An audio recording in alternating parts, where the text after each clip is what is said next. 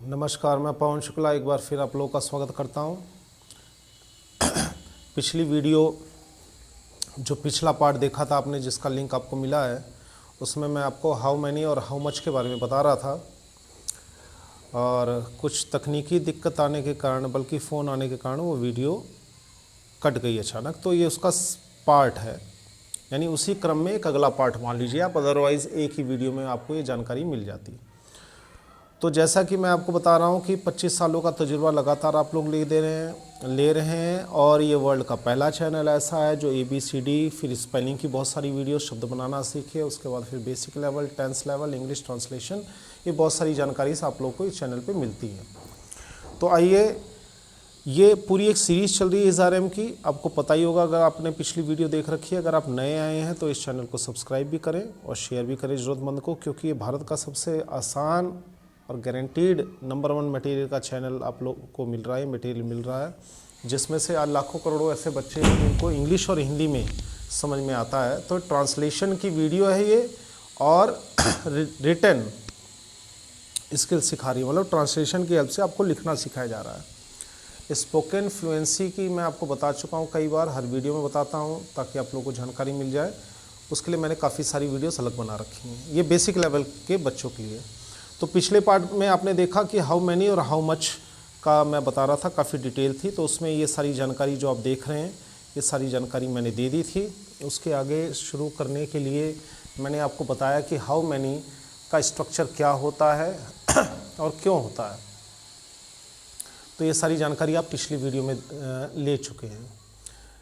तो पिछली वीडियो अचानक कट गई थी क्योंकि मुझे इतनी जानकारी अभी नहीं है टेक्निकल, तो उसका लिंक मैं आपको इसके नीचे दे रहा हूँ, वहाँ पर आप जाके देख सकते हैं कमेंट बॉक्स में, ताकि आप उसको देखें। तो ये सारी चीज़ें मैं बहुत ही अच्छी तरह से, बहुत सारे एग्जांपल्स के साथ आपको समझा चुका हूँ। तो आइए आगे बढ़ते हैं हम लोग यहाँ पर थे, मैं आपको डायलॉग की मदद से अब आपको हाउ मैनी और हाउ मच का जो यूज़ है वो सिखाने जा रहा हूँ। इस पूरी वीडियो को लास्ट तक देखिएगा, क्योंकि इससे पहले वीडियो अचानक कट गई थी, नहीं तो उसी एक वीडियो में मैं आपको ये सारी जानकारी काफ़ी हद तक दे देता। और मैंने आपको ये भी बताया है कि आने वाली वीडियोस में आपको जो है SRM के साथ पर्सन में job, profession, personality, education, family, age group, ये सारी चीज़ें मैंने आपको बताई। और ये सारी जो सीरीज़ चल रही है, जो ये आप पार्ट 2 देख रहे हैं इसका, ये there many how much SRM के साथ in on at from with, ये बहुत सारे वर्ड्स एग्जाम्पल के साथ हिंदी और इंग्लिश में आपको आसान लेवल से मिल रहे हैं, राइट। तो आइए देखते हैं। सबसे पहले यहाँ पर पिछली वीडियो रुकी थी, तो इसी को देखते हैं सबसे पहले। इससे पहले की वीडियो का लिंक नीचे है, मैं आपको बता दे रहा हूँ, वहाँ आप देख सकते हैं अगर आप नए आए हैं तो हाउ मैनी और हाउ मच से जब हम सवाल करते हैं तो हाउ मैनी से संख्या का, हाउ मच से मात्रा का। तो कोई वस्तु, कोई जगह, कोई व्यक्ति कहाँ है और कितना है, इसकी जानकारी देते हैं। उसका जवाब मैं आपको बता रहा था कि देयर इज़ और देयर आर से देते हैं। यहाँ पे जब एक चीज़ हो तो इज़ लगाइए, एक से ज़्यादा चीज़ हो तो आर लगाइए जवाब देते हो, क्योंकि जब इसका सवाल किया जाता है इससे, तो इनसे जवाब दिया जाता है। हालांकि हाउ मैनी, हाउ मच का यूज़ हैज़, हैव के साथ भी होता है, हैड के साथ भी होता है, और SRM वाज वर्क के साथ भी होता है। लेकिन ये सीरीज़ सिर्फ SRM की है, तो थोड़ी बहुत जानकारी मैं दे रहा हूँ, लेकिन बात मैं SRM तक ही सीमित रखूँगा। इसको आप वाज वर्क के साथ भी यूज़ कर सकते हैं, ये मैं आपको बीच बीच में बताता रहता हूँ। तो इनका जवाब देयर इज़ और देयर आर से होगा। इसमें हम ये बताएंगे कि कोई वस्तु, कोई जगह, कोई व्यक्ति इतने हैं और यहाँ पर हैं। सवाल क्या था इनसे पहले जब पूछा गया था कि कोई वस्तु, कोई जगह कहाँ पर है और कितने हैं, तो इसका जवाब ये दिया जाए कि कोई वस्तु, कोई जगह, कोई व्यक्ति इतने हैं और यहाँ हैं। तो सवाल इससे, जवाब इससे। इनसे भी संख्या और मात्रा दोनों के सवाल जवाब दिए जा सकते हैं, लेकिन सवाल में हमें थोड़ा ध्यान रखना होगा कि ये संख्या के लिए है और एक मात्रा के लिए। इसके बारे में मैं आपको पहली डिटेल में बता चुका हूँ। यहाँ पे ये संख्या से सवाल करें, मात्रा के लिए सवाल करें तो हाउ मच। चूँकि वो वीडियो कट गई, उसका लिंक मैं नीचे दे रहा हूँ आपको। तो इससे आगे बढ़ते हैं हम फटाफट। मान लीजिए मैं आपको एक डायलॉग दे रहा हूँ, बिल्कुल नई चीज़, ये यहाँ तक बात ख़त्म हो गई, ये मान के चलिए। इससे पहले की वीडियो जिसका लिंक दिया हुआ उसमें तो पूरी डिटेल है ही, वो देखिए। उसके बाद इसे देखेंगे तो ये ज़्यादा समझ में आएगा। तो मान लीजिए दो दोस्त मिलते हैं, ठीक है, सिचुएशन क्या है, ये बात यहाँ तक ख़त्म हो गई। तो मैं आपसे रिक्वेस्ट करूँगा कि अगर आप नए आए हैं तो इसके नीचे कमेंट में इसका लिंक दिया हो, पहले वो देखिए उसके बाद इसे देखिए, तब आपको ये समझ में आएगा, क्योंकि वो वीडियो कट गई थी किसी कारण से। तो दो दोस्त मिलते हैं, एक दोस्त का अपना स्कूल है, इन दोनों दोस्तों में से एक दोस्त का अपना स्कूल है, तो दूसरा दोस्त उसके स्कूल के बारे में कुछ जानकारी लेता है। वो ये कहता है कि भैया मुझे भी स्कूल खोलना है और मुझे थोड़ा आइडिया लेना है कि स्कूल में कितने कमरे होने चाहिए, एक कमरे में कितने गेट होने चाहिए, कितने पीएन होने चाहिए, पार्क होना चाहिए नहीं होना चाहिए, कितने टीचर्स होने चाहिए, राइट। तो ये दो दोस्त जब मिलते हैं, कहानी मैं आपको बता रहा हूँ, उसी के माध्यम से आपको मैं इंग्लिश के कुछ सेंटेंसेस बताने जा रहा हूँ, तो आपके लिए आसान हो जाएंगे, ठीक है। तो अब ये दोस्त पहुंचता है उस दोस्त के यहाँ जिसका अपना स्कूल है और उसके बारे में सवाल करना शुरू करता है। एक काल्पनिक कहानी है ताकि आपको समझाया जा सके। तो आइए शुरू करते हैं। पहला दोस्त A, your school is very good, आपका स्कूल बहुत अच्छा है। B, thank you. अब ये यहाँ से सवाल करना शुरू करता है। इस सवाल जवाब में आप क्या सीखेंगे, आप ये सीखेंगे कि हाउ मैनी से सवाल कैसे किया जाए और देयर इज़ और देयर आर से कैसे जवाब दिया जाए। हाउ मच का भी बहुत ज़्यादा डिटेल में हो जाता, इसकी भी जानकारी मैं दूंगा, पर सीरीज़ चल रही है तो ये मिलती रहेगी। इससे पहले की सीरीज़ आप देखने के लिए अगर पुराने हैं तो आपने देख रखी है, नए हैं तो उसके लिंक बारी बारी से हर वीडियो के नीचे मिलते रहेंगे। तो पहला सवाल, ठीक है, इसकी हिंदी भी फटाफट लिखता रहता हूँ। आपका स्कूल बहुत अच्छा है, ये तो समझ में आ गया। How many rooms are there in your school, तो इसका होगा कि आपके स्कूल में कितने रूम हैं, कितने कमरे हैं। अब ज़रा ये हिंदी मैंने इसलिए लिखी है ताकि आसानी से समझ में आ जाए। एक बहुत बड़ी जनसंख्या है जिसको हिंदी और इंग्लिश में ही समझ में आता। आपके स्कूल में कितने रूम होंगे या हैं। अब कई लोग होंगे भी कह देते हैं आम तौर पे, लेकिन दोनों बातों में फ़र्क है, होंगे में और है में फ़र्क है। होंगे फ्यूचर के लिए होता है, लेकिन अब चलिए स्पोकन में दोनों का यूज़ एक जैसा हो जाता है तो कोई बात नहीं। तो आपके स्कूल में कितने रूम होंगे या हैं, तो देखिए ज़रा, हिंदी में पहले आपकी स्कूल आया है, इंग्लिश में लास्ट में आया है। रूम यहाँ लास्ट में आया, यहाँ बीच में आया। ऐसा क्यों हो रहा है? ऐसा इसलिए हो रहा है क्योंकि इसका जो शब्दों का क्रम है वो ये रहा। इंग्लिश का शब्दों का क्रम ऐसे लिखा जाएगा और जवाब ऐसे दिया जाएगा। ये मैं आपको पिछली वीडियो में बता चुका हूँ। ये आपको इतनी प्रैक्टिस करनी है ताकि ये चीज़ें आपके दिमाग से निकले नहीं, क्योंकि अगर हिंदी को इंग्लिश में बनाएंगे तो गलती हो जाएगी आपसे। जैसे कि मैंने आपको यहाँ एक उदाहरण बताया था पिछली वीडियो में कि जग में कितना पानी है तो इसका हम पूछेंगे how much water is in the जग। अब इसकी अगर ऐसे इंग्लिश बनाने लगे कि जग, फिर में, फिर कितना, फिर पानी, फिर है, फिर होगा, तो ये कुछ ऐसे बनेगा, jug in how much water is, तो ये कोई सेंटेंस नहीं बनेगा। सबसे बड़ी गलती आप लोग यही करते हैं, जो 4 प्रकार के वाक्य बनते हैं उनमें हिंदी के शब्दों का क्रम अलग होता है, यानी कौन सा शब्द पहले आएगा, फिर। इंग्लिश में इसका शब्द क्रम बिल्कुल ठीक उल्टा होता है, कौन सा शब्द पहले, फिर। शब्द यही आएंगे, इंग्लिश यही होगी। इसके लिए वर्ड ऑर्डर के लिए मैंने काफ़ी सारी वीडियोस बना रखी हैं, आप उसमें देख सकते हैं, राइट। फिर भी मैं आपको अगर एक एग्जांपल दे दूं तो उस हिसाब से अगर आप समझ जाएंगे कि मान लीजिए एक उदाहरण मैंने अभी आपको कितना दिया है, क्या दिया है, ज़रा इसको देखते हैं हम कि आपके स्कूल में कितने रूम हैं, ठीक है। अगर इसकी इंग्लिश आप बनाएंगे तो हाउ मैनी, कितने रूम हो जाएगा, जबकि यहाँ पे हिंदी क्या है, आपके स्कूल में। तो ये दोनों कभी मैच नहीं करेंगे। हाँ, एक तरीका हो सकता है कि अगर मैं इसकी इंग्लिश पहले लिख लूँ, बाद में इंग्लिश के शब्दों के क्रम के हिसाब से झिझा लूँ, वही मैं आपको समझाने जा रहा था। बाकी सारी वीडियोस में भी समझाया। अब आगे बढ़ते हैं। कितने रूम है आपके स्कूल में, क्रम याद रखिएगा। क्रम कहाँ से मिलेगा, क्रम पीछे मैंने आपको दिखाया, वो क्रम आपको याद रखना है, जवाब देने में भी और सवाल करने में भी। पिछली वीडियो में मैंने आपको दिखाया था, तो ये क्रम याद रखना। सवाल करें तो इसी क्रम में शब्द लिखिए, हिंदी को छोड़िए, और जवाब दे तो इसी क्रम में लिखिए, हिंदी में जो भी शब्द लिखे उनको इस तरह पहले आगे पीछे लाइए इंग्लिश में, नहीं तो गलत हो जाएगा। सबसे ज़्यादा बच्चे यही गलती करते हैं, उनको नियम बताया जाता है, सारी बातें समझाई जाती है, लेकिन जब वो हिंदी बनाना शुरू करते हैं तो सबसे बड़ी गलती यही करते हैं। इसके लिए मैं आपको एक उदाहरण में दूं, जैसे कि मैं अपने कमरे में हूँ। अब मान लीजिए इस वाक्य की इंग्लिश बनानी है।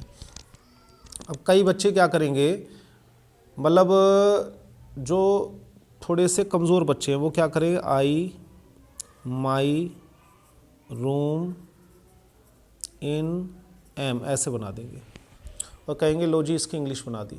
ध्यान से समझिए, अगर आपकी इंग्लिश ठीक है तो आपके लिए, आपको शायद हंसी आ रही होगी, लेकिन मतलब अजीब लग रहा होगा, लेकिन जो बेचारा बच्चा कमज़ोर है, जिसकी अभी इंग्लिश वीक है, जिसके लिए हमारा चैनल स्पेशल बना हुआ है कि हिंदी और इंग्लिश दोनों में, तो ये गलती कभी मत करिए, दिस इज़ रॉन्ग।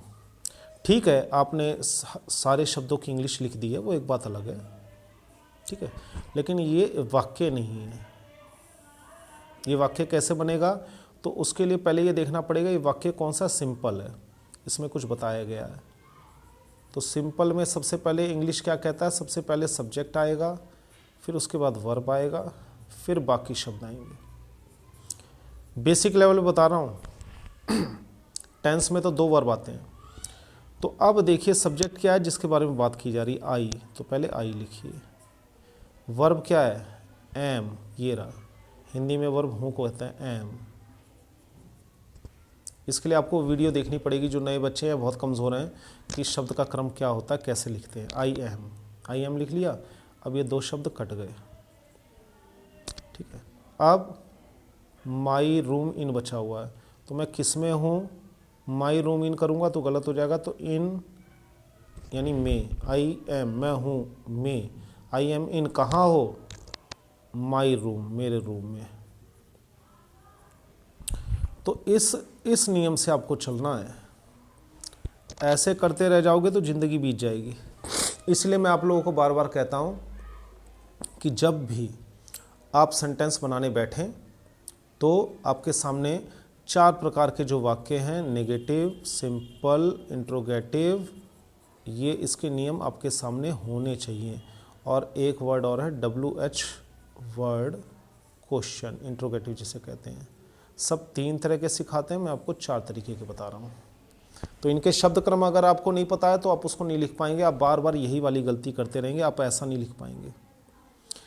ये नहीं है, इतना बहुत नहीं है कि आपने इसकी इंग्लिश लिख दी तो ये वाक्य बन गया, जी नहीं।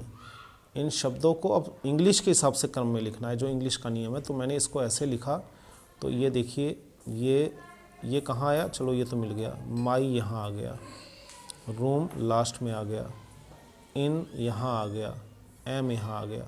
क्यों आ गया? अब आप कहेंगे सर मैंने इसकी इंग्लिश तो बना दी। इंग्लिश बनाने से वाक्य थोड़ी बन जाता है, नियम के हिसाब से शब्दों को क्रम में लिखेंगे तो। इसी तरह इनमें भी आपको ध्यान रखना है। तो how many rooms are there in school, आपके स्कूल में कितने रूम हैं? तो देयर आर 20 रूम्स। अब यहाँ पे देयर शब्द का क्या मतलब है वही मैं समझा रहा हूँ। अब मैं अगर ये लिखूँ इसकी हिंदी, तो इसकी एक हिंदी लिख देता हूँ, हमारे स्कूल में 20 कमरे हैं।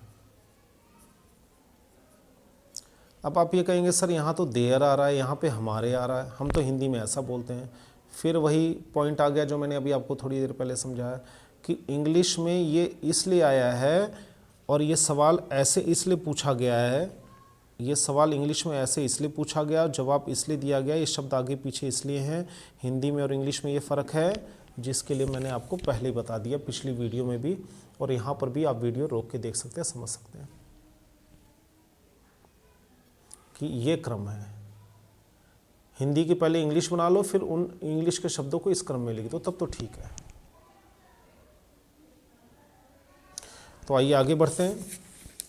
और ये हाउ मच वाला ऐसे होगा, ये मैं पिछली वीडियो में बता चुका हूँ, लेकिन वो वीडियो अचानक कट गई थी तो इसलिए मुझे दोबारा बनानी पड़ी। तो अगर आप पहली बार इस वीडियो को देख रहे हैं तो प्लीज़ उस वीडियो को ज़रूर देखें, लिंक दिया हुआ है मैंने नीचे, तभी आपको ये समझ में आ जाएगा, क्योंकि बहुत ज़्यादा डिटेल में समझा रखा है। और अगर आपने पहला पार्ट देख लिया है तब तो थोड़ा बहुत रिपीट मान लीजिए अपना।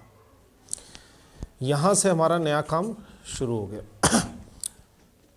अच्छा, एक चीज़ और सीखे इसमें, ये मैंने ब्रैकेट में क्यों लिखा है ये समझने की ज़रूरत है, इन माई स्कूल।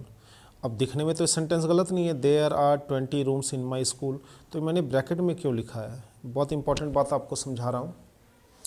ये ब्रैकेट में इसलिए लिखा है कि अगर मैं इन शब्दों को ना भी लिखूँ, ठीक है, तो भी जवाब पूरा है। ये देखिए, आप ऊपर सवाल है how many rooms are there in your school, मैंने कहा देयर आर 20 रूम्स, यानी 20 रूम है। तो जाहिर सी बात है, सवाल में ही पता चल रहा है कि स्कूल की बात हो रही है, तो मैं 20 रूम भी स्कूल के बारे में ही बात कर रहा हूँ, तो मुझे पूरा जवाब लिखने की ज़रूरत नहीं है, क्योंकि क्वेश्चन के हिसाब से इतना जवाब बहुत है, समझ में आ सकता है। लेकिन इतना लिख देंगे, अब हम लोगों को बचपन से पूरा आंसर लिखने की आदत पड़ी है, इतना भी लिख देंगे तो गलत नहीं होगा। क्योंकि देखिए, इन योर स्कूल आपसे पूछा गया आपके स्कूल में, जब आपने जवाब दिया तो योर का माई हो गया, फ़र्क है, ठीक है।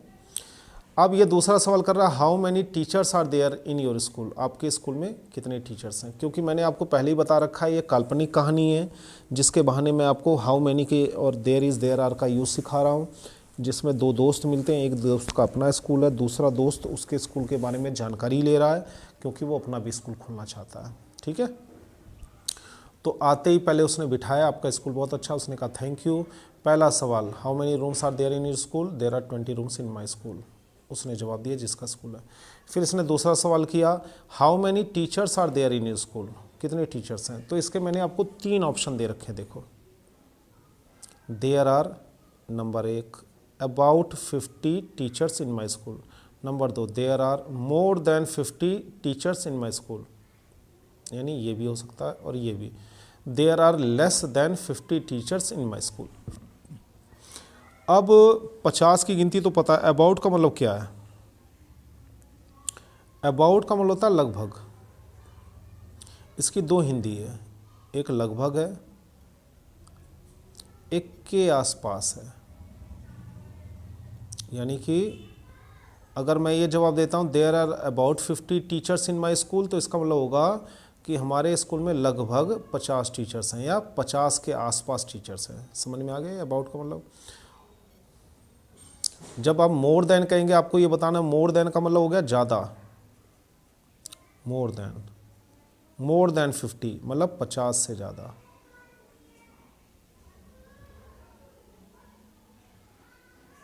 जब आप ज़्यादा बताना मोर देन देन मतलब 50 के मुकाबले, 50 के बजाय 50 से ज़्यादा है, तो आप मोर देन का यहाँ पे अबाउट, मोर देन और लेस देन, ये 3 नए शब्द आप सीख रहे हैं, इनको लिख लीजिए। अब आपको कहना है लगभग 50 होंगे या 50 के आसपास, तो अबाउट का यूज़ करिए। अगर आपको किसी संख्या से ज़्यादा कहना है तो मोर देन 50 मतलब 50 से ज़्यादा, और जब आपको कहना है 50 से कम होंगे तो लेस देन। तो कोई भी संख्या है उससे पहले अगर हम लेस देन लगा दें तो उससे कम, यानी जो संख्या लिखी है उससे कम हो जाएगा। तो 3 चीज़ें हो गई। 3 ऑप्शंस होते हैं, कोई बताएगा कितने हैं, तो अबाउट मतलब लगभग या इतने के आसपास, इससे ज़्यादा तो मोर देन, वो संख्या लिखो किससे मोर देन यानी 50 से ज़्यादा, हिंदी में भी है, लेस देन 50 यानी 50 से कम यानी उससे कम। तो इस तरह से जवाब पूरा तैयार हो गया। क्वेश्चन के सारे शब्द देखिए, दिखने में लंबा लग रहा है, लेकिन जो नियम मैंने पीछे बताए आसान हो जाएगा। इसकी आदत डाल लो, इतने क्वेश्चंस बना लो इससे कि आपकी हैबिट बन जाए। फिर उसके बाद है इसके 3 तरह के जवाब हैं। अब इन योर स्कूल और इन माई स्कूल, ये दोनों मैंने ब्रैकेट में क्यों किए, ब्रैकेट में इसलिए किए हैं क्योंकि ऊपर से ही एक टॉपिक पे बात चल रहा है, स्कूल के बारे में बात चल रहा है, तो अगर आप इसको नहीं लिखेंगे तो भी चल जाएगा। जैसे कि इसको छुपा लो, तो कितने टीचर होंगे जी, तो जाहिर सी बात है स्कूल की बात हो रही थी, स्कूल में उसने कहा 50 टीचर होंगे जी, लगभग 50 से ज़्यादा होंगे, 50 से कम होंगे, तब यहाँ आ जाएगा। क्योंकि ये एक ही बातचीत का सिलसिला जारी है, तो इसलिए इन शब्दों को रिपीट करने की बार बार हमें ज़रूरत नहीं पड़ती है। लेकिन आम तौर पे हम डायलॉग तो लिखते नहीं हैं, ये तो मैंने आपको सिखाया। आम तौर पे लोग हमसे सवाल करते हैं, सवाल का जवाब, इन सवालों का जवाब 2 तरीके से। पहली बात तो ये 3 शब्द छुपा लीजिए तो भी जवाब है। How many rooms are there in school, there are 20 rooms, तो जाहिर सी बात है स्कूल में, या चाहे पूरा जवाब दे दीजिए, बात एक ही है।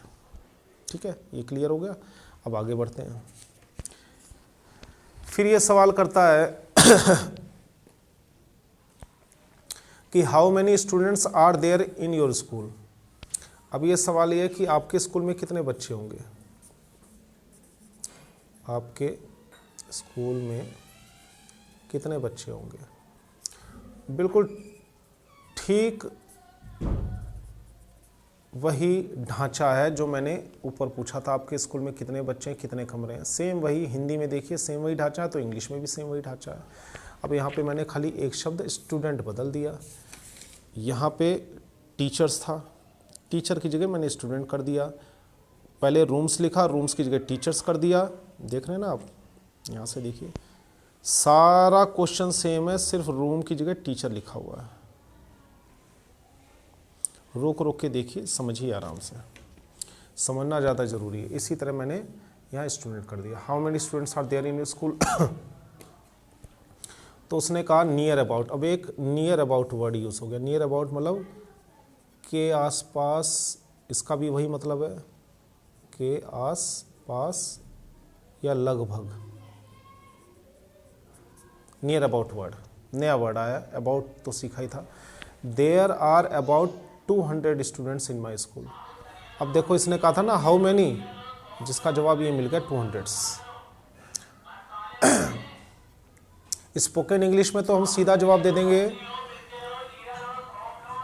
कि 200 स्टूडेंट्स, तो भी क्लियर चल जाएगा। लेकिन रिटर्न में अभी आप सीख रहे हैं तो वाक्य बनाना सीखिए, कौन सा शब्द पहले आएगा, कैसे बनाएंगे, तो इसलिए ज़रूरी है कि हमारे स्कूल में 200 बच्चे हैं, तो हिंदी में हो गया।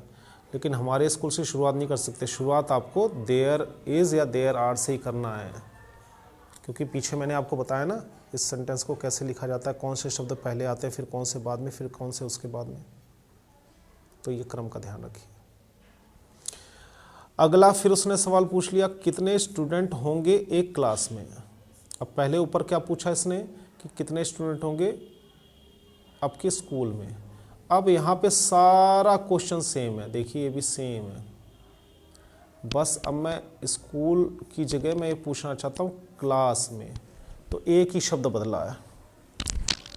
देख रहे हैं आप कितना बड़ा क्वेश्चन है, लेकिन एक ही शब्द बदला है और क्वेश्चन बदल गया। ऊपर वाले में पूछा कितने स्टूडेंट्स हैं आपके स्कूल में, नीचे वाले में पूछा कितने स्टूडेंट्स हैं एक क्लास में।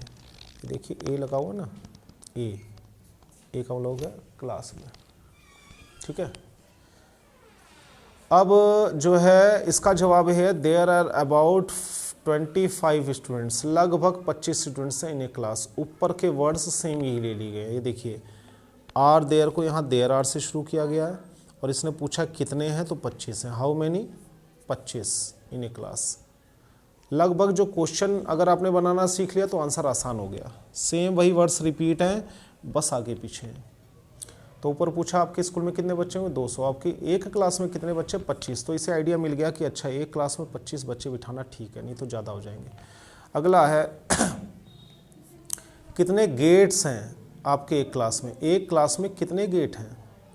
तो इसने कहा देयर मतलब school, there are 2 gates, right.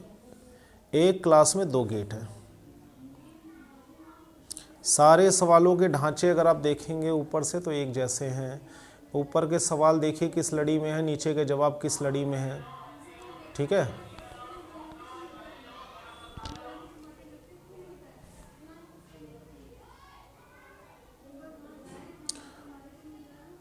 ये देख रहे हैं आप। उसके बाद लगभग ऊपर के सारे सवाल एक ही जैसे हैं ढांचे में, जवाब भी लगभग एक जैसे हैं ढांचे में, तो इससे आप सीख जाएंगे। एक क्लास में कितने बच्चे हैं उससे आप जान जाएंगे,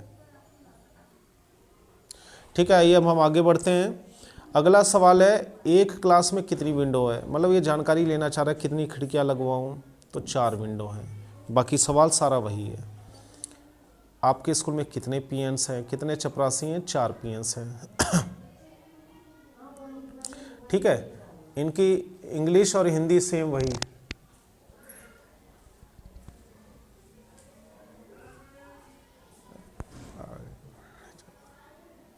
बोलो यहाँ,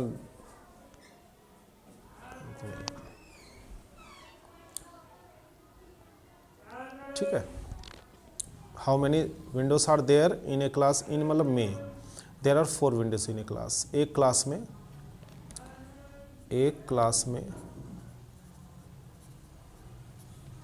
4 खिड़कियां, विंडो का मतलब खिड़कियां।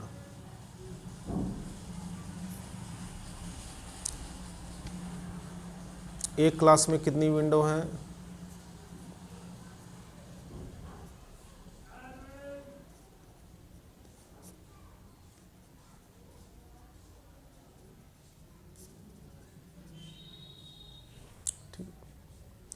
आगे बढ़ते हैं।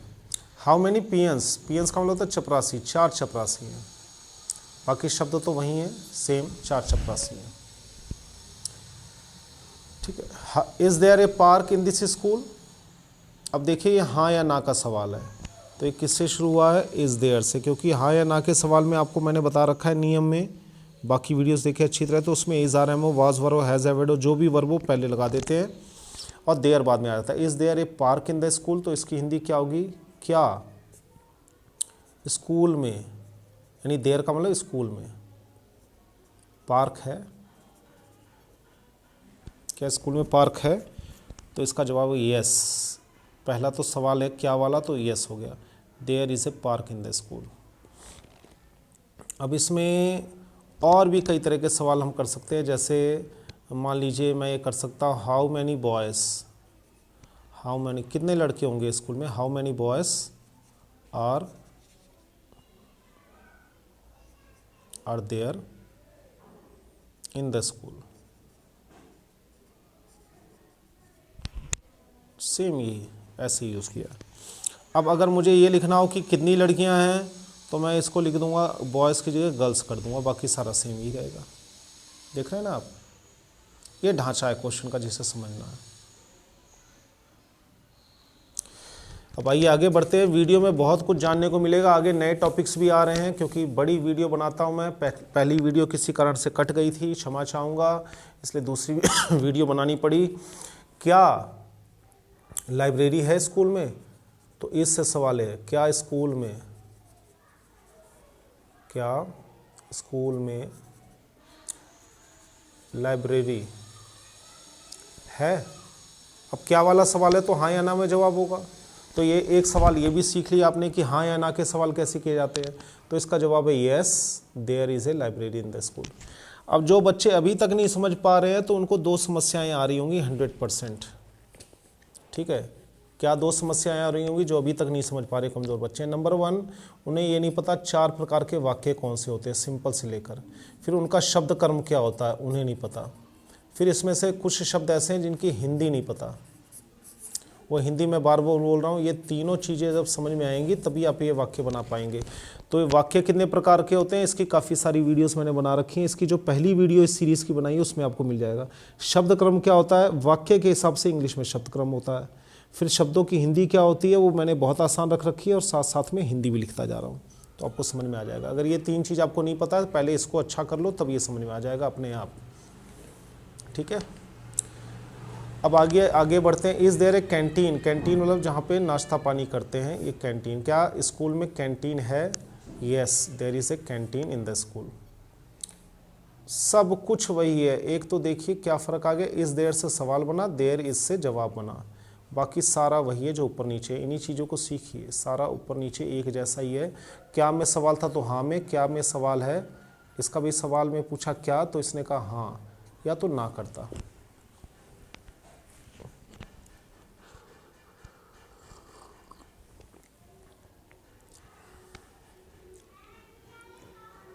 एक एक शब्द गौर करने का, सीखने का है। दिखने में भी आसान लग रहा है, जब कुछ ऐसे क्वेश्चंस आप ट्राई करेंगे तब आसान है, कठिन है आपको पता लगेगा, तब शब्दों का क्रम क्या होगा। इसलिए मैं कहता हूँ बार बार एक ही वाक्य चाहे आप 100 बार लिख लो, अपने आप दिमाग में बैठ जाएगा इस शब्द का क्रम। ठीक है, आगे चलते हैं। हाउ फार, अब ये क्वेश्चन अलग हो गया। हाउ फार का मतलब होता है कितनी दूर, कितनी दूर। How far is your school from bus stand. From का मतलब होता है से। इसी वीडियो में मैं आगे आपको जानकारी देने जा रहा हूँ फ्रॉम का मतलब क्या होता है, इन का मतलब क्या होता है, तब आपको इन शब्दों का भी मतलब पता चल जाएगा। यहाँ पे ऑल्सो एक नया वर्ड आया, ऑल्सो का मतलब भी होता है। ध्यान रखिए, ये जो है बेसिक लेवल के बच्चों के लिए वीडियो है, तो उन्हें छोटी से छोटी जानकारी ज़रूरी होती है। ये अब भी आप में से कई लोग ऐसे मिलेंगे जो कहेंगे ये तो हमें आता है, आसान है, लेकिन जब बनाने को बोल दो तो नहीं बना पाएंगे।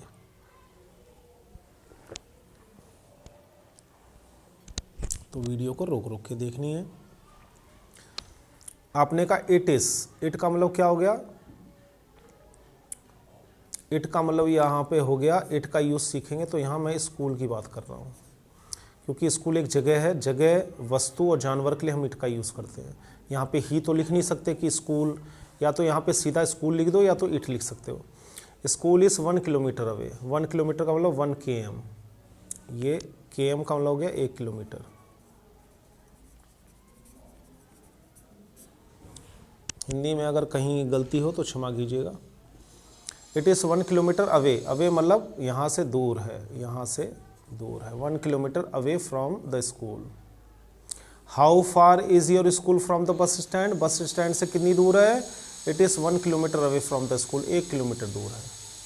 ठीक है, अब हिंदी में तो हमने सीधा लिख दिया कि किलोमीटर दूर है, लेकिन इंग्लिश में आपको सब्जेक्ट भी लिखना पड़ेगा, वर्ब भी लिखना पड़ेगा, सही क्रम से भी लिखना पड़ेगा। इस तरह ये तीनों जो वाक्य हैं ये यहाँ तैयार है।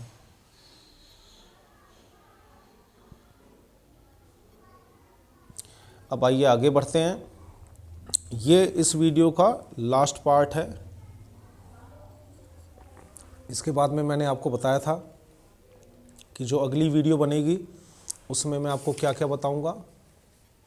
बहुत ही इंटरेस्टिंग वीडियो होगी, क्योंकि अगली वीडियो में, अभी इन वीडियो में जो आपको नीचे लिंक दिया है, जो अभी आप देख रहे हैं, उसमें आप सीख रहे हैं यूज़ देयर का, हाउ मैनी का, हाउ मच का, और देयर इज़, देयर आर से जवाब। इसके अलावा इज आर एम के साथ इन, ऑन, एट कैसे यूज़ होते हैं, ये आप इस वीडियो में देख रहे हैं। डिटेल्ड वीडियो है, दिखने में शब्द कम है पर इनमें सारे रूल अप्लाई होते हैं। सिंपल कैसे बनाएंगे, नेगेटिव कैसे बनाएंगे, शब्दों का क्रम क्या होगा, यही समस्याएं हैं जो सबसे ज़्यादा तंग करती हैं। जो अगली वीडियो आएगी उसमें आप वोकैबलरी सीखेंगे, क्योंकि मैं एक डॉक्टर हूँ, ये छोटे मोटे तो आप बना लेते हैं, लेकिन अगली वीडियो में आप some, little, few, a few, many, much, a lot of को डिटेल में देखेंगे। इसकी वीडियो पहले भी बना रखी है मैंने, लेकिन चूंकि ये SRM के साथ यूज़ होते हैं इसलिए इन्हें समझना बहुत ज़रूरी है। उसके बाद जो नेक्स्ट आप देख रहे हैं उसके आगे, क्योंकि इसमें बहुत सारे वर्ड्स ऐसे यूज़ होते हैं जो आप लोग नॉर्मली यूज़ करते हैं। ये सारे वर्ड्स हमें गूगल पे ढूंढने पड़ते हैं, बुक्स में दिए नहीं होते। किसी की जॉब से रिलेटेड कितनी तरह की जॉब होती है, प्रोफेशन, कितने तरह के प्रोफेशन, डॉक्टर, इंजीनियर, अकाउंटेंट है, उसकी क्या इंग्लिश है, क्या स्पेलिंग है। पर्सनालिटी कितने तरह की होती है, किस तरह की, लंबा है, छोटा है, गोरा है, पतला है, चेहरा कैसा है, आंखें कैसी है, ओवरऑल कदकाठी कैसी है, एजुकेशन, पढ़ाई में क्या है, 10वीं 12वीं ग्रेजुएट है, फैमिली में क्या है, कौन है, कैसे, उनकी उम्र क्या, उनकी इनकम क्या, बहुत सारे शब्द आपको सीखने को मिलेंगे अगली वीडियो में। SRM में ये सारे जो शब्द हैं, इसे इसीलिए हम कहते हैं कि SRM का यूज़ होता है डिस्क्राइब करने के लिए। डिस्क्राइब SRM से करते हैं हम किसी प्लेस को, पर्सन को और थिंग को, किसी वस्तु को। अब एक घड़ी आपके हाथ में दे दी, बोला इसके डिस्क्राइब करो, तो आपको SRM की ज़रूरत पड़ेगी। पर्सन के लिए तो ये सारे वर्ड्स ज़रूरी हैं। इसमें उसकी हैबिट क्या है, उसकी आदतें क्या है, उसका नेचर क्या है, स्वभाव क्या है, बहुत सारे वर्ड्स इसमें जानने को मिलेंगे, तभी आप डिस्क्राइब कर पाएंगे। प्लेस के बारे में डिस्क्राइब करने के लिए बहुत सारे वर्ड्स आपको चाहिए। महंगा है, कीमती है, मेन मौके पे, चौराहे पे है, सड़क पे है, ठीक है, दुकान के पास है, कहाँ है, कैसा है, कितनी मंजिला है, ये सारी चीज़ें। तो ये सारी चीज़ें अगली वीडियो में आप देखेंगे। अब आइए देखते हैं, अब यहाँ से बिल्कुल एक नया टॉपिक शुरू हो रहा है। जो SRM का था वो मैंने यहाँ पे ख़त्म कर दिया है, ठीक है। अब वीडियो आपके पास है तो आप बार बार देख सकते हैं, और इससे नीचे लिंक दिया हुआ है, उस वीडियो को भी आप देखिए तो इसकी जानकारी पूरी मिलेगी। उसके बाद नेक्स्ट है, आप देख रहे हैं इसमें SRM का है। इसमें ये जितने ये डिफरेंट वर्ड्स आप देख रहे हैं, ये वर्ड्स बहुत ज़्यादा कंफ्यूज करते हैं बच्चे को।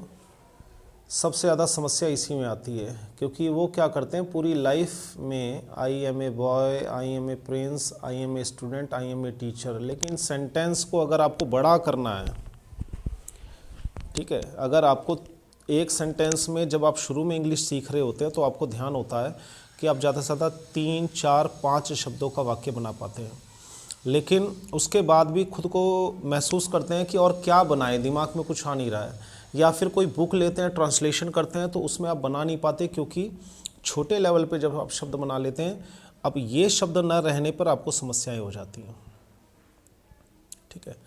इन, on, at, from, with, behind, near, opposite to, in front of, ये सारे। तो इसके बारे में मैं आपको काफ़ी डिटेल्ड जानकारी देने जा रहा हूँ, बिल्कुल बच्चे की तरह, बिल्कुल रेडीमेड मटेरियल देने जा रहा हूँ। ये आप देख रहे हैं आगे, ये आने वाली वीडियो में ये सारी चीज़ें मैं आपको एक्सप्लेन करने जा रहा हूँ। तो लास्ट तक देखिएगा तभी इसका फ़ायदा है। तो आइए शुरू करते हैं। जब आप वाक्य बनाते हैं तो ये सारे वर्ड्स ऐसे हैं कि जैसे मैं कमरे में हूँ, पेन टेबल पर है, क्या है, कहाँ से, मैं दिल्ली से हूँ। अब आपको ये तो पता है दिल्ली और मैं हूँ, आई एम दिल्ली, इतना तो पता है। फ्रॉम नहीं पता तो वाक्य नहीं बन पाएगा। मैं स्कूल पर हूँ, अब आई एम तो पता है लेकिन एट नहीं पता तो आगे नहीं बढ़ पाओगे। ठीक है, मेरा बर्थडे 26 तारीख को है तो आपको ऑन नहीं पता है तो तारीख ही नहीं लिख पाओगे। माई बर्थडे इज़ 26 तो लिखोगे नहीं, उससे पहले एक शब्द लिखना पड़ेगा। ठीक है, वो मेरे भाई के साथ है, विद नहीं पता तो किसी के साथ कैसे लिखोगे। बिहाइंड मेरा मकान, मेरा स्कूल, मेरा भाई उसके पीछे खड़ा है तो बिहाइंड नहीं पता तो कैसे लिखोगे। ठीक है, तो इनकी हिंदी पहले जान लेते हैं। अब उससे पहले कुछ बातें आपको बता दूं। जो बातें मैं आपको बता रहा हूँ साथ साथ में एक कॉपी में इसको लिखिए भी, क्योंकि लिखा हुआ जो आप देख रहे हैं ये कम है। जो मैं आपको साथ में बता रहा हूँ सिचुएशन में वो चीज़ें ज़्यादा हैं, वो चीज़ें आपके काफ़ी काम आएंगी। तो उन चीज़ों को आपको कॉपी में लिखना है, क्योंकि हर बारीक बात को मैं बता रहा हूँ। बीच बीच में बहुत सारी ऐसी बातें जो काम की हैं। लापरवाही करेंगे, बोर फील करेंगे या सुस्ती दिखाएंगे तो ज़िंदगी भर सीखते रह जाएंगे, फिर समस्या आ जाएगी। तो कुछ और बातें बताऊं मैं आपको। ये शब्द पूरी इंग्लिश में यूज़ होते हैं, फुल इंग्लिश में, बेसिक लेवल पे भी, टेंस लेवल पे। ये शब्द जो आप देख रहे हैं ये हर जगह यूज़ होते हैं, लेकिन अभी हम बेसिक लेवल पे सीख रहे हैं। ठीक है, टेंस लेवल पे हम बाद में सीखेंगे, उसकी तो मैंने बहुत सारी वीडियोस बना रखी हैं तो आप देख सकते हैं। दूसरा ये, इसमें से कुछ शब्द ऐसे हैं, खासकर इन, ऑन, एट, ये मैं आपको अभी वीडियो के देखते रहिए तो आपको मिलेगा। इसमें से ये 3 शब्द ऐसे जिनकी एक से ज़्यादा हिंदी है, यानी कि एक से ज़्यादा हिंदी होती है। सिर्फ यही हिंदी नहीं है, वो मैंने आपको एग्जाम्पल के साथ बता रखा है, अभी दिखाऊंगा भी। बाकी जो शब्द है मोस्टली हमारा इतने से काम बन जाता है एक एक हिंदी से। ठीक है, तो कुछ शब्द आप आगे सीख रहे हैं जिनकी एक से ज़्यादा हिंदी है, ये 3 शब्द हैं। कुछ शब्द ऐसे हैं जिनकी एक एक हिंदी है, जिससे हमारा काम चल जाएगा। ठीक है, तो ये बातें बताई मैंने आपको यहाँ पे। और ये शब्द बेसिक लेवल पे कहाँ यूज़ होते हैं? ये इज़, आर, एम, वॉज, वर और विल बी के तुरंत बाद लगते हैं, ये ध्यान रखिएगा। तुरंत बाद, जैसे आई एम तुरंत लगा दो इन द रूम। जैसे ही आपने I am, you are, we are, he is, she is, I was, he was लिखा नहीं है कि उसके तुरंत बाद ये शब्द आप लगा सकते हैं तो वाक्य बन जाएगा। ठीक है, इनकी हिंदी दी गई। इन का मतलब होता है में, किसी जगह में या किसी चीज़ के अंदर, जैसे पॉकेट में, बैग में, किसी जगह में, कमरे में, स्कूल में। ऑन का मतलब होता है किसी चीज़ पर या किसी चीज़ के ऊपर। एट का मतलब होता है कहीं पर, जैसे स्कूल पर, किसी जगह पर। इसको मैं एक्सप्लेन करूँगा कि सर मैं स्कूल में हूँ तो इन स्कूल लगाऊँ या एट स्कूल लगाऊँ, वो मैं क्लियर करूँगा अभी आगे। मैंने एग्जांपल्स दे रखे हैं, वो चीज़ें क्लियर हो जाएंगी। नेक्स्ट है फ्रॉम। फ्रॉम का मतलब होता है कहीं से, जैसे दिल्ली से, किसी जगह से। कहीं से का मतलब होता है किसी जगह से, इसका भी एग्जांपल आगे मिलेगा। भाई आप कहीं से तो हो, फ्रॉम का मतलब से तो किसी जगह से हो जाएगा ये। विद का मतलब होता है किसी के साथ। अब किसी के साथ का क्या मतलब हो गया? आदमी के साथ।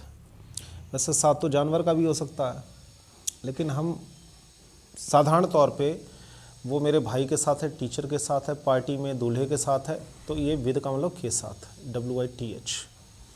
बिहाइंड का मतलब होता है किसी वस्तु, जगह, व्यक्ति के पीछे। मेरा भाई उस पेड़ के पीछे खड़ा है, मेरा मकान सिनेमा हॉल के पीछे है, आपकी कॉपी मेरी बुक के पीछे है। ठीक है, तो ये तीनों चीज़ में के पीछे के लिए बिहाइंड शब्द हम यूज़ करते हैं। फिर है नियर। नियर का मतलब होता है किसी जगह के पास, जैसे मेरा स्कूल मंदिर के पास है। ठीक है, ये सारी चीज़ें। टेंस लेवल पे तो हो जाएगा he is sitting near me, वो मेरे पास बैठा है, लेकिन बेसिक लेवल पे किसी जगह के पास में काम चलेगा हमारा। अपोजिट टू, एक कई जगह टू की जो मूंछ है ये मैं आगे लगा देता हूँ, इससे आप परेशान ना हो। तो अपोजिट टू का क्या मतलब हुआ? किसी जगह के ठीक सामने, किसी आदमी के ठीक सामने, किसी वस्तु के ठीक सामने। इन फ्रंट का ऑफ का क्या मतलब हुआ? सामने। अब इन दोनों में फ़र्क क्या है? इन दोनों में फ़र्क मैं अभी आपको आगे बताने जा रहा हूँ। बट यहाँ पे मैं बता देता हूँ अपोजिट टू का मतलब होता है मेरे ठीक सामने, जिसे आम भाषा में कहते हैं कि ठीक सामने या टक्कर पे। यानी कि जैसे मेरा मकान है, मेरे मकान के सामने एक कपड़े की दुकान है, एक मिठाई की दुकान है, एक हॉस्पिटल है, एक स्कूल है, ठीक है, तो वो इन फ्रंट ऑफ कहलाएगा कि ये सामने है। लेकिन ठीक सामने जो होगा उसके लिए हम अपोजिट टू लगाएंगे। अब इनका यूज़ कैसे करते हैं इसको हम देखते हैं। तो फटाफट देखिए इसके कुछ यूज़ हम देखते हैं। पहले ऐट का यूज़ हम देखते हैं। ये कुछ मटेरियल जानकारी का तरीका मेरा है, कुछ मटेरियल जो है मैंने जहाँ कहीं से इकट्ठा कर पाया जितना, क्योंकि ये वीडियोस पहली और आखिरी तो है नहीं, आगे और भी नहीं मिलती रहेंगी, तो आप सीखिए। ऐट का क्या मतलब हुआ? कहीं पर। ये देखिए, ठीक है, कहीं पर। कहीं पर मतलब भाई आपका बच्चा कहाँ है? एट द डोर, दरवाजे पर खड़ा है, वो दरवाजे पर है। एट द क्रॉसिंग, चौराहे पर। एट द ट्रैफिक लाइट, ठीक है, ट्रैफिक लाइट पर, जहाँ ट्रैफिक की लाइट होती है वहाँ पर। तो पहला यूज़ ये हो गया कि कहीं पर, दरवाजे पर खड़ा है या वो दरवाजे पर है, क्रॉसिंग पर है। At the traffic light, traffic light पे, he is at the traffic light, वो ट्रैफिक लाइट पे है। इसका मैंने एग्जाम्पल बना रखा है। कहीं पर है का यूज़ ये लो इसके साथ मैं बता देता हूँ। इनका यूज़ आप करेंगे क्योंकि मैंने आपको बता रखा है ये हम इज़ारम का सीख रहे हैं। तो यहाँ पे ही इज़ जो इनका जोड़ा है, she is, you are, they are, we are, ठीक है, आई एम। ये शब्द जब आपने जोड़े बना लिए, इसके तुरंत बाद आपको ये लिखना है। अब इनसे आप क्वेश्चन भी बनाएंगे तो आपको मैंने पहले ही बता रखा है, ये ठीक इसका क्वेश्चन में ठीक ये उल्टा हो जाता है, तो ईजी हो जाएगा। ये आपको पता ही होगा अगर आपने पहले की वीडियो देखी होगी, तो इसलिए मैं फटाफट लिख रहा हूँ। आर यू, ये are they, are we, am I, ठीक है। फिर भी मैंने थोड़ा जल्दबाजी में बता दिया है। अब ये शब्द इज़ारम के साथ यही सब्जेक्ट यूज़ होते हैं ना, आपने पिछली वीडियोस में देखा होगा, नहीं देखा है तो सबके लिंक दिए हुए लाइन से उनसे जुड़ जाइए।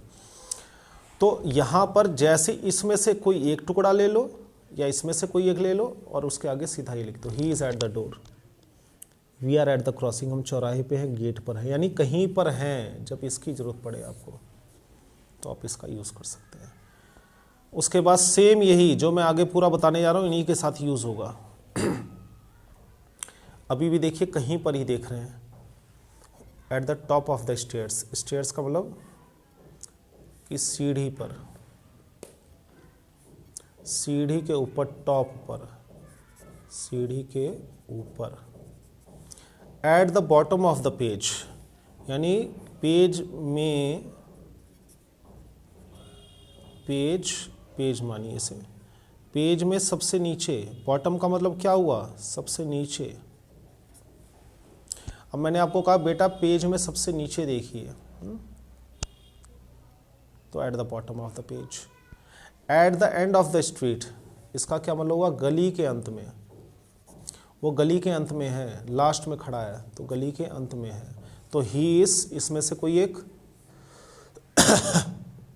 अब ये पेज की बात हो रही है तो इट लगाएंगे, इट इज। ध्यान दीजिए सर, ये शब्द कहाँ है, ये वाक्य कहाँ है? मैंने कहा it is at the bottom of the page, वो पेज के सबसे नीचे है। अभी आपका भाई कहाँ है? He is at the top of the stairs, वो सीढ़ी के सबसे ऊपर है, ठीक है। आपके टीचर कहाँ है, या जो भी किसी आदमी के बारे में मैंने कहा जी वो तो गली के लास्ट में खड़ा है, एट द एंड। तो ये कहीं पर की जब बात करनी है तो एट को रट लो, ये जो मैंने लिखवाया है ये सारा। यहाँ पे वीडियो मैं रोक रहा हूँ ताकि आप इन सभी को लिख लें। जो बातें मैंने जो लिखी हैं वो तो समझो ही समझो, जो मैं बता रहा हूँ वो भी समझिए। और ये शब्द इज़ारम के साथ यूज़ होंगे, जितने मैं बताने जा रहा हूँ उनके साथ ये सारी चीज़ें यूज़ होंगी। अगर आपने ये सारी चीज़ें नहीं समझी हैं तो पहले की वीडियो देखिए इज़ारम का, नहीं तो ये समझ में नहीं आएगा आपको। आइए आगे बढ़ते हैं। आपका भाई कहाँ है? पार्टी में, ये देखिए एट पार्टी, यानी किसी जगह पर है कहीं पे, लेकिन हिंदी में लिखा जा रहा है, गौर कर रहे हैं आप। एट द सिनेमा, ठीक है, सिनेमा हॉल में है, वो सब कहाँ गए हैं, वो कहाँ है, he is at cinema hall, he is at party, वो पार्टी में। अब ये कोई ज़बरदस्ती नहीं है जी, यहाँ तो मैं लिखा है, यहाँ मैं लिखा तो यहाँ लिखा जाएगा, यही चीज़ तो आपको सीखनी है। एट स्कूल, स्कूल में है। एट यूनिवर्सिटी, कॉलेज में है। एट होम, घर पर है। एट वर्क, काम पर। अब है लगेगा या था लगेगा, ये तो बाद की बात है, ठीक है लगेगा या था लगेगा, ये तो बाद की बात है। अब देख रहे हैं ना, ये शुरू से मैं आपको सिखा रहा हूं कि ऐट का यूज़, शुरू से मैं आपको सिखा रहा हूं कि ऐट का यूज़ जो है वो कहीं पर, किसी जगह पर। कहीं पर क्या मतलब हो गया, किसी जगह पर।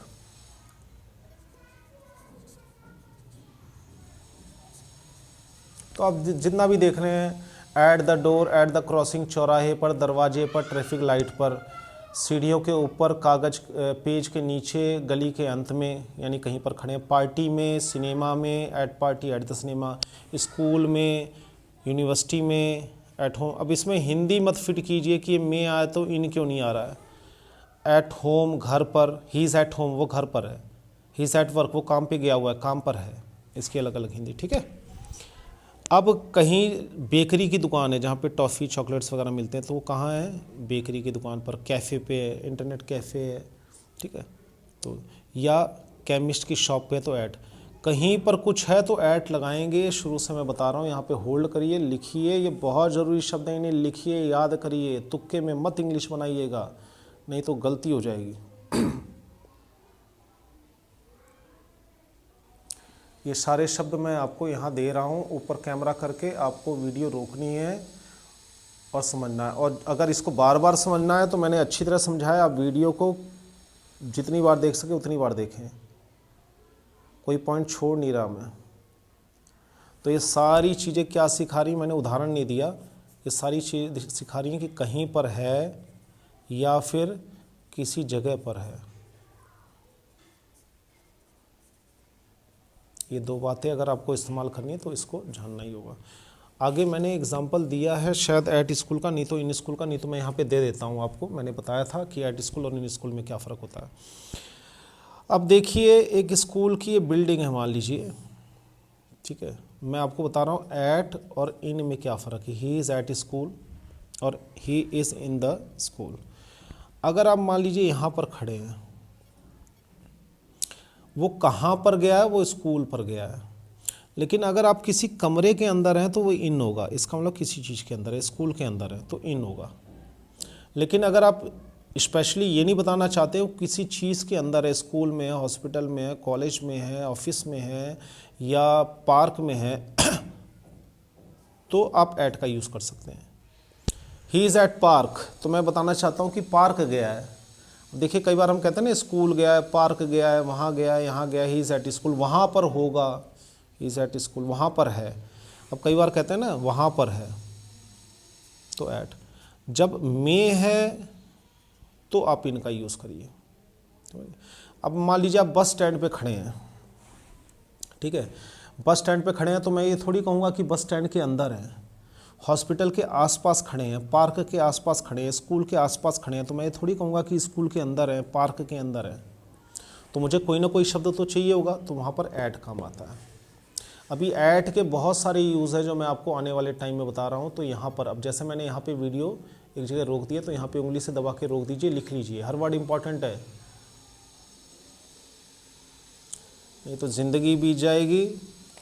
सुनने में तो ये बहुत आसान लग रहा है, इतने तरीके से बताया है, लेकिन जब लिखने बैठोगे तो प्रैक्टिस नहीं रहेगी या याद नहीं रहेगा, तो इनका यूज़ नहीं कर पाएंगे। ठीक है, आगे बढ़ते हैं। एट और इन का यूज़ तो क्लियर हो गया। अब दूसरा यूज़ है इन का। देख रहे हैं आप, इन का मतलब होता है किसी जगह की बात कर रहे हैं हम, किसी जगह में, किसी जगह में इन।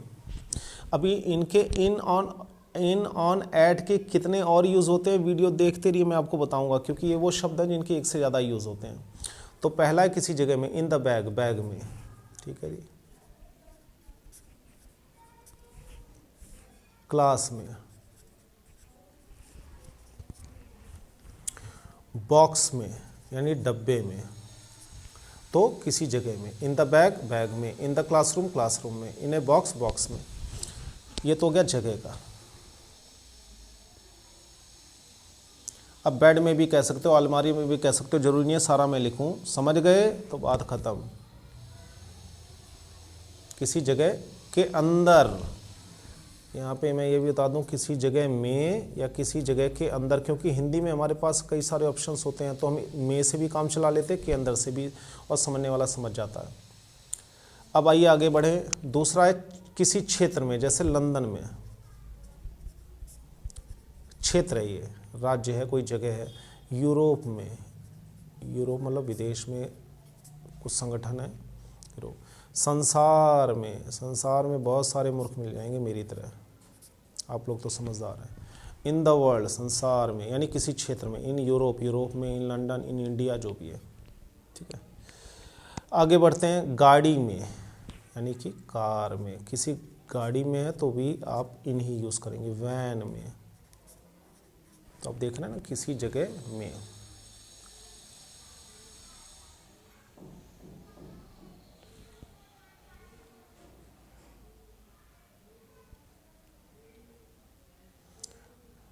ये चीज़ें अभी आसान लग रही है, बाद में ध्यान नहीं रहा तो वाक्य नहीं बना पाओगे। और मैंने ट्रांसलेशन की बुक की कई सारी वीडियोस बना रखी हैं, उसमें क्या है, आपको ट्रांसलेशन के लिए हिंदी दी हुई है, तो उन वीडियोस को जाके देखें और जो नियम मैंने बता रखे हैं उसको सीखें, वहाँ पर जाकर करें। नेक्स्ट है पानी में, तो इन द सी, यानी समुद्र में। लो जी, पानी है। नदी में,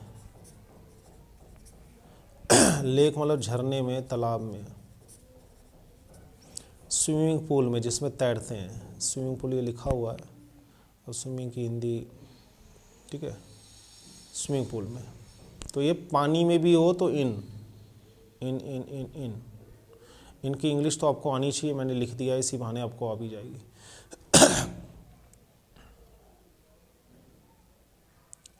वीडियो को रोक दीजिए, जहाँ पर अच्छा लगे वहाँ पे उंगली आप दबाएंगे, वीडियो रुक गई, उतार लीजिए, वीडियो को चालू कर लीजिए। फिर भी कुछ नहीं समझ में आया, शुरू से नहीं समझ में आया, जहाँ से नहीं आया आगे पीछे करते रहिए।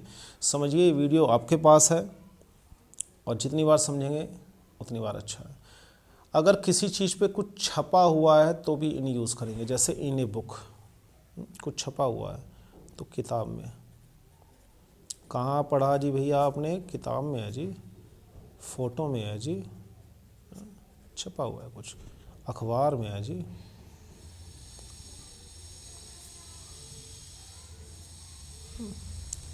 अगर कहीं कुछ छपा हुआ है तो उसके लिए भी इन यूज़ होगा। ये एग्जाम्पल आपने कहाँ देखा था? इन ए बुक।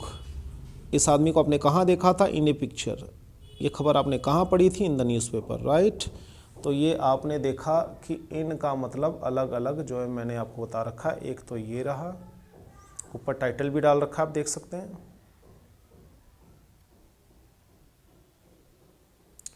और दूसरा ये रहा, आप देख सकते हैं इसमें बहुत आसानी से। तो इन सारी चीज़ों को समझना, देखना, उतारना बहुत ज़रूरी है। अब ये डिपेंड करता है कि आप इसको ध्यान कितना रखेंगे,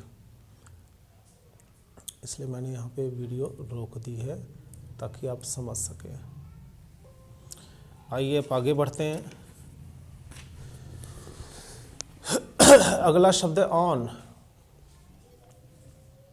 ये मैं यहाँ कुछ देर होल्ड रख रहा हूँ ताकि आप इसे समझ सकें,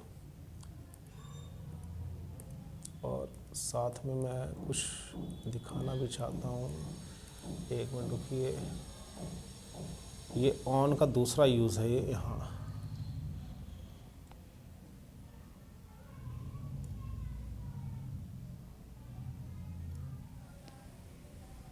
ये है। यहाँ पे वीडियो को रोक के आराम से इसे देखिए, समझिए।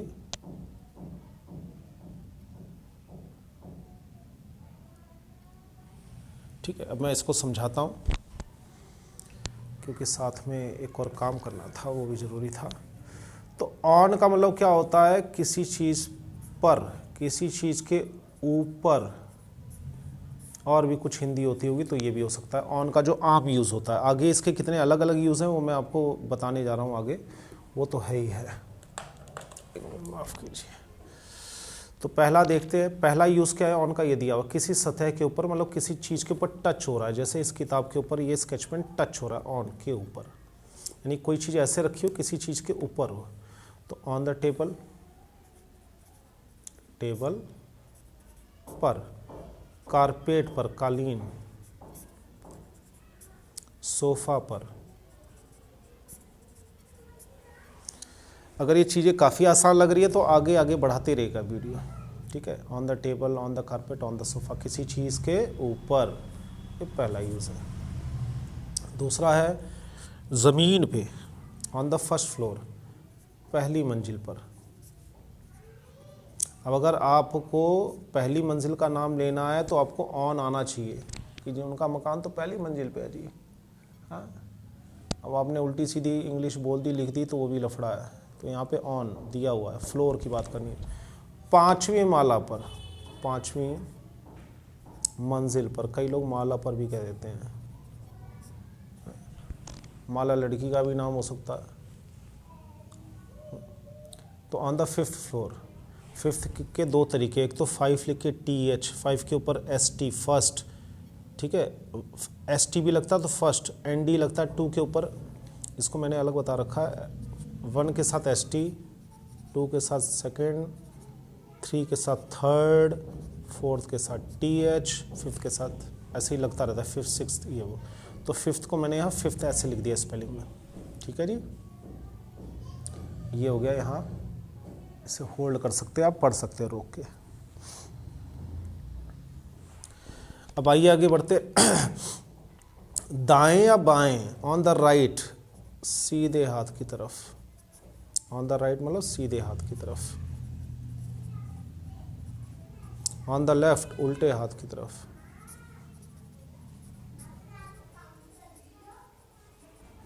ठीक है जी। On the right, on the left.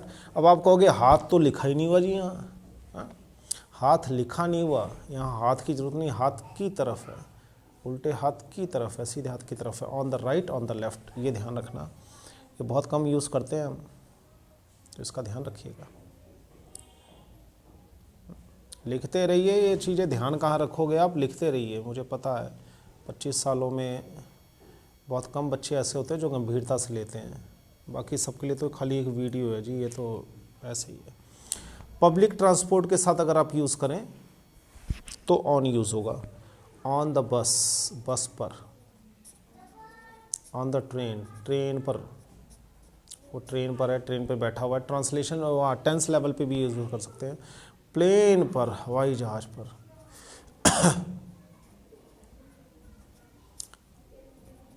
कई लोग कहेंगे सर हवाई जहाज़ के ऊपर बैठा है, पर और के ऊपर में फ़र्क है।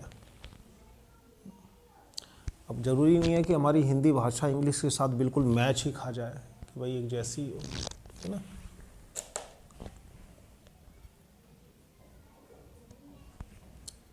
चलिए आगे बढ़ते हैं। अगला है मीडिया। जब भी मीडिया की बात करें, मीडिया के 5 रूप हैं, देखिए, ऑन द रेडियो, रेडियो पर। भाई कई लोगों के लिए बहुत आसान होगा कि हाँ समझ तो गए सर, लेकिन कईयों के लिए मुश्किल होगा, उसके लिए मैं लिख दे रहा हूँ।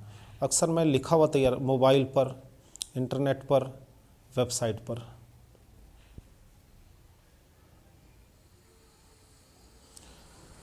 तो प्यारो, ये है ऑन का पहला पार्ट, यहाँ वीडियो रोक के देखिए, और ये है दूसरा पार्ट।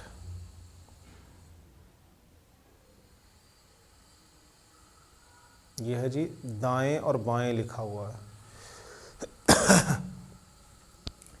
इसको मैं थोड़ा साफ कर देता हूँ, दाएं,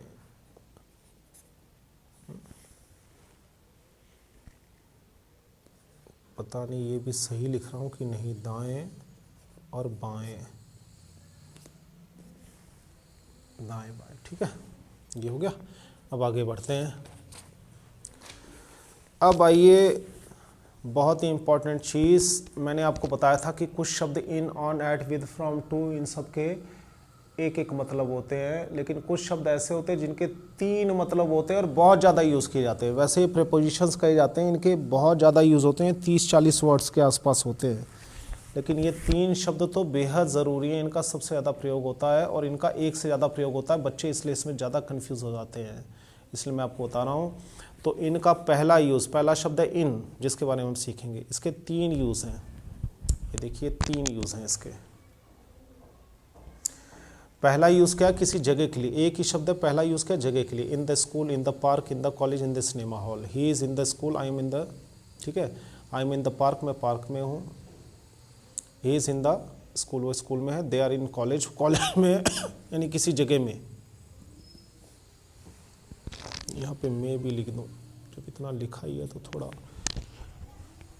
हम सिनेमा हॉल में, we are in the cinema. जैसे ही आपने I am, he is, you are, they are लगाया, तुरंत ये लगा दो। उसके बाद साल, यही शब्द अभी मई में यूज़ हुआ है, इसी शब्द को हम साल के साथ भी यूज़ करते हैं। 2020, 2021, चाहे पीछे के साल जो बीत गए उनके बारे में बात करनी हो, चाहे अब जो चल रहा है उनके बारे में बात करनी हो, हम इन ही यूज़ करते हैं साल से पहले। इन 2020, इन 2021, यानी कि साल हिंदी में कैसे कहते हैं हम, साल 2020, लेकिन इन लगाना पड़ेगा इंग्लिश में। साल 2020 में, 2020 में मैं आ गया ना, तो in. I am born in 2020, my son is born in, यहाँ वॉज भी लगा सकते हैं। 2021 में मेरा बेटा पैदा हुआ था, मैं 2020 में पैदा हुआ, मान लो कोई बच्चा कह रहा है, एक उदाहरण है ये। तो यहाँ पर ये ऐसे होल्ड कर सकते हैं आप, पूरा क्लियर होगा। ये 3 शब्द तो भैया आपको आने ही चाहिए, बाकी चाहे सारे शब्द आए चाहे ना आए, इन 3 के बिना तो आप चल ही नहीं सकते आगे। इज़ार एम हो, चाहे वाज वर हो, चाहे विल बी हो, चाहे टेंस हो, बेसिक लेवल हो चाहे टेंस हो। आगे बढ़ते हैं। महीने के बारे में जब हम बात करते हैं तो भी इन यूज़ होता है। आप देखिए, साल के बारे में भी बात किया तो भी इन यूज़ हो रहा है ना। महीने के बारे में बात किया तो भी, इन जनवरी, इन जुलाई, इन अगस्त, इन जून। माई बर्थडे इज़ इन जनवरी, मेरा जन्मदिन जनवरी में है। हिज मैरिज इज़ इन जुलाई, उसकी शादी जुलाई में है। योर एडमिशन इज़ इन अगस्त, तुम्हारा एडमिशन कब होगा, अगस्त में होगा। माई एग्ज़ाम इज़ इन जून, मेरा एग्ज़ाम जून में। अब इसको इस एक बात को ना बहुत सिंपल लिखा है मैंने। अब आप में से जो इंग्लिश के अच्छे जानकार हैं वो इसी बात को बहुत अच्छे तरीके से लिख सकते हैं। जैसे my birthday falls, right, falls on this this this, या माई बर्थडे टेक्स प्लेस। तो बहुत सारी इंग्लिश है, लेकिन वो बहुत ये सिंपल लेवल पे आप लोगों के लिए। तो पहला यूज़ महीने का इन लगाइए। महीने का जब भी आपको लिखना हो, ये नहीं सीधा लिख दिया कि जनवरी, माई बर्थडे जनवरी, जी नहीं, इन लगाइए, ज़रूरी है। साल की बात कर रहे हो तो इन लगाइए, और कोई शब्द नहीं लगेगा। जगह की बात कर रहे हो तो इन लगाइए। अब आगे चलते हैं, वीडियो बस ख़त्म होने वाला है, थोड़ा बहुत है, इन्हीं शब्दों का जिक्र करना है आपको। अगला शब्द है ऑन। ऑन का क्या मतलब होता है, किसी चीज़ के ऊपर। On the table, my pen is on the table. On the chair, your book is on the chair. On the bed, I am on the bed, ये जगह के ऊपर है। ये पहला यूज़ है इसका। मैंने आपको बताया ना, एक से ज़्यादा यूज़ होते हैं इन शब्दों के। तो पहला शब्द इन था, अभी ऑन है। तो ऑन का पहला यूज़ ये है जब किसी चीज़ के ऊपर हो।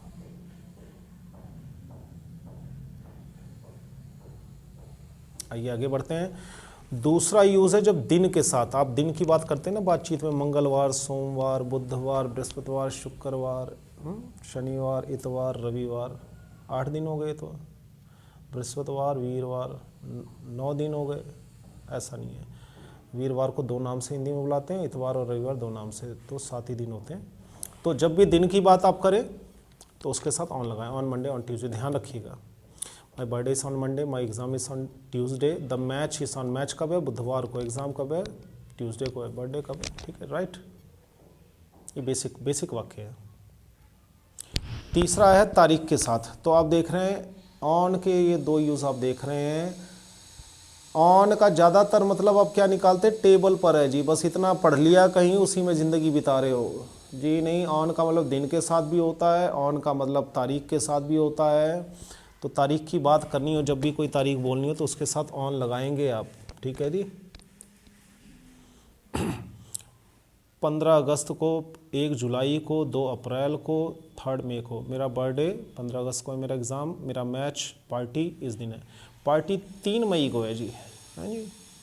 द पार्टी 3 मई, ऐसा नहीं, द पार्टी इज़ ऑन 3 मई।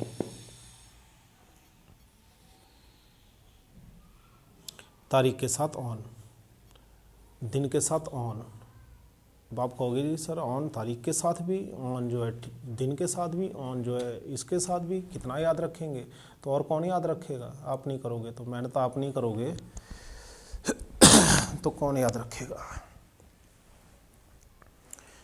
अब इस वीडियो को देखने के बाद भी अगर आप ज़िंदगी भर ये सारी गलतियां करते रहे जो ये बात मैं बता रहा हूँ, तो फिर तो आप ये समझ जाओ कि 10-15 जन्म तो ले ही लोगे आप, तब तक तो इंग्लिश की वैल्यू ही ख़त्म हो जाएगी। तो इनके 2-3 यूज़ देखे, ऑन के यूज़ देखे। अब हम ऐट का देखते हैं जी। ऐट के भी जो है 2 यूज़ हैं इसके, एक नीचे एक ऊपर। ऐट का मतलब होता है किसी जगह पर, जैसे at school, he is at school, वो स्कूल पर है। अब आप कहोगे स्कूल के ऊपर है, भैया ऊपर और पर में फ़र्क है, मैंने अभी क्लियर किया था आपको। एट स्कूल मतलब स्कूल गया है ऐसा मतलब है, या स्कूल है, वो तो अभी स्कूल में है। इन द स्कूल, स्कूल के अंदर है, यानी स्कूल के अंदर किसी बिल्डिंग में है, रूम में है, लाइब्रेरी में है, कंप्यूटर रूम में, क्लास में है। तो इसमें तो जगह बताया कहाँ पर है, और इसमें ये बताया कि किस जगह के अंदर है। ये पहला वाला तो ये बताया कहाँ पर है, एट स्कूल, और किसके अंदर है? ये लाइब्रेरी के अंदर, स्कूल के अंदर, रूम के अंदर। ठीक है, ध्यान रखिएगा ये। अगला है at bus stand, bus stand पर है। एट हॉस्पिटल, हॉस्पिटल पर है। At college, we are at college, हम कॉलेज पर हैं। They are at hospital, hospital पर हैं, हॉस्पिटल पर गए में, हॉस्पिटल में हैं। ठीक है, at bus stand, we are at bus stand, अभी हम बस स्टैंड पर हैं, ये तो क्लियर हो गया। चलो, बस स्टैंड के साथ पर यूज़ होता है, ठीक है, ये क्लियर हो गया। तो एट का ये पहला यूज़ है।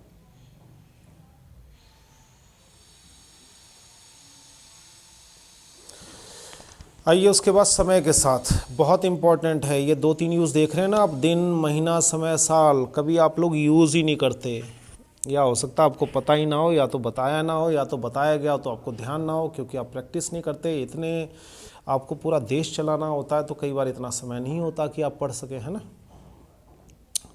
तो समय के साथ मतलब घड़ी के समय के साथ, अब इसमें चार चीज़ें बताई हैं। इंग्लिश में समय AM और PM के हिसाब से चलता है। AM दिन में, PM शाम को, दोपहर को, रात को। ठीक है, सुबह के 12 बजे से पहले तक AM, 12 बजते ही 12 पे सुई पहुंच गई PM, प्रधानमंत्री बन गए अब, AM PM। ठीक है, अब समय के साथ लगाएंगे 7 बजे, द मैच 7 बजे, पार्टी 7 बजे, द पार्टी इज़, पहले भैया सब्जेक्ट, फिर वर्ब, फिर एट। याद है ना? नहीं याद है तो पहले की वीडियो देख लो, सब्जेक्ट वर्ब कैसे लिख रहे हैं। अब ये क्या है? एट 5:10, इसका मतलब होता है कि 5:10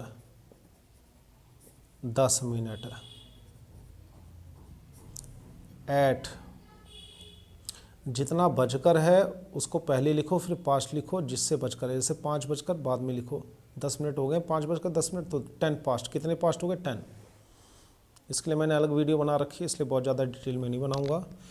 और 5 बजने में 10 मिनट है, तो उसके लिए हम कहते हैं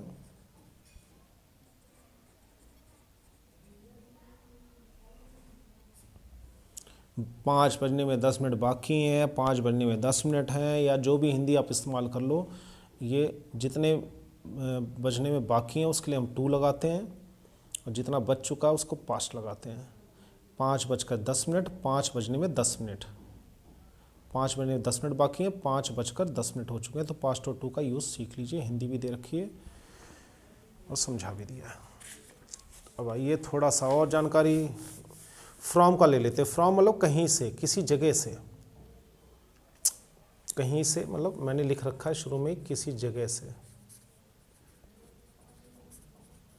अब मान लीजिए आपको कहना हो मैं दिल्ली से हूँ जी, तो IM तो जोड़ लिया आपने, IM दिल्ली। आप दिल्ली थोड़ी हैं, अब दिल्ली से हैं, से की इंग्लिश क्या होगी? फ्रॉम, कहीं से हैं। तो तो पहला देखिए, I am from Delhi, he is from Delhi, are you from Delhi, are they from Delhi, ऐसे अलग अलग वाक्यों के साथ from. No I am not from Delhi, मैं दिल्ली से नहीं हूँ। ठीक है, आई एम फ्रॉम दिल्ली, मैं दिल्ली से हूँ। आप कहाँ से हैं जी? मैं दिल्ली से हूँ। ठीक है जी। दूसरा विद, विद का मतलब होता है के साथ। ये विद यूज़ होता है पर्सन के लिए, ठीक है, पर्सन के साथ। He is with my brother, वो मेरे भाई के साथ है, के साथ, ठीक है। He is with my brother, वो मेरे भाई के साथ है। अब देखिए इसमें दो टुकड़े हुए, he is in the party, in मैंने बताया था ना, he is in the party, party में है मेरे भाई के साथ, वो मेरे भाई के साथ पार्टी में है, तो ही is in the party with my brother.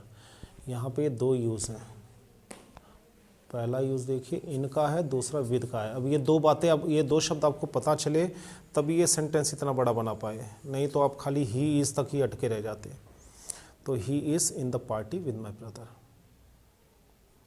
वो पार्टी में मेरे भाई के साथ, वो मेरे भाई के साथ पार्टी में। इसको आगे पीछे भी कर सकते हैं, ये मैंने कई वीडियोस में बताया, ये ट्रिक्स हैं, ये चीज़ें, ऐसा नहीं है कि हिंदी लिखी है तो उसी हिसाब से लिख दिया।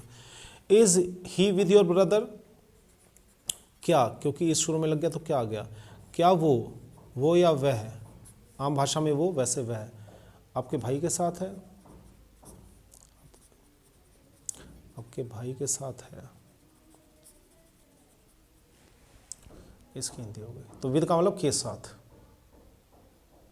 वो मेरे हस्बैंड के साथ हैं, he is with my husband, ध्यान रखिएगा। नेक्स्ट है बिहाइंड, बिहाइंड मतलब के पीछे, किस चीज़ के पीछे जी? ये कोई प्लेस भी हो सकता है जी, मकान के पीछे, थिंग भी हो सकता है किसी वस्तु के पीछे, किताब के पीछे, और कोई पर्सन भी हो सकता है कि मेरे भाई के पीछे जो खड़ा है वो मेरा बॉस है, वो जो किताब के पीछे जो पेन रखा वो दे दो जी, तो पीछे, behind. My school is behind the temple, मेरा स्कूल टेम्पल के पीछे है। His house is behind the cinema hall, उसका घर सिनेमा हॉल के पीछे है, ठीक है, बिहाइंड। आगे बढ़ते हैं, नियर, नियर का मतलब होता है के पास, मेरा स्कूल नियर द टेम्पल है, यानी कि के पास का मतलब होता है किसी जगह के पास, किसी जगह, किसी वस्तु, किसी जगह, किसी आदमी के पास, कुछ भी हो। पेन के पास मेरी पेंसिल पड़ी है, भैया के साथ मेरे पापा बैठे हैं, या कोई जगह, स्कूल के साथ ही कॉलेज है, तो नियर तीनों में यूज़ होता है, प्लेस, पर्सन, थिंग, तीनों में।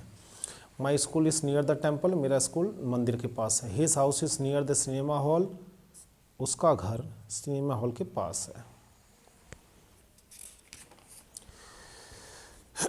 आइए अब वीडियो का लास्ट चल रहा है। अपोजिट टू मैंने आपको बताया था ठीक सामने, इसका एक मैं चित्र भी बना कर दे दिया, और इन फ्रंट ऑफ, ये दो शब्द दिख रहे हैं आपको, opposite to, in front of. अब आप कहेंगे सर एक ही बात तो है कि मेरा घर मंदिर के सामने है, मेरा घर मंदिर के ठीक सामने है। जी नहीं, ठीक सामने समझिए पहले, आप यहाँ हैं ठीक सामने, यह है अपोजिट, ठीक सामने। और सामने का मतलब ये भी हो सकता है कि आपका घर यहाँ है या आप यहाँ हैं, तो ये भी तो सामने ही हुआ ना, ये इतना एरिया आपके सामने ही कहलाता है, तो इसे कहते हैं इन फ्रंट ऑफ। मेरा घर मंदिर के सामने है, यानी अगर आपका घर यहाँ है तो मंदिर यहाँ यहाँ यहाँ यहाँ कहीं भी होगा, वो सामने ही कहलाएगा। तो my house is in front of temple. और अपोजिट है का मतलब ये होगा सीधा सामने, सीधा सामने, दोनों चित्र में फ़र्क देखिए।